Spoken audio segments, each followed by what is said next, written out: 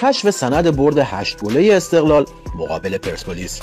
پس از اختلاف‌های فتح‌الله‌زاده و درخشان بر سر برد 8 گله استقلال مقابل پرسپولیس، آرشیو کیهان اسنادی از دیدار استقلال و همایون که با 8 گل به سود آبی‌ها به پایان رسید را منتشر کرد.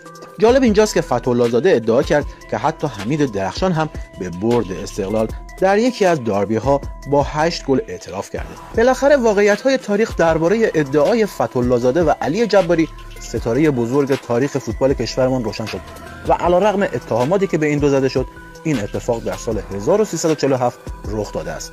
این بازی با نتیجه 8-0 به سود تاج به پایان رسید و یادآور می‌شویم که اصلاً این بازی دوستانه هم نبوده و دیداری کاملاً رسمی بوده.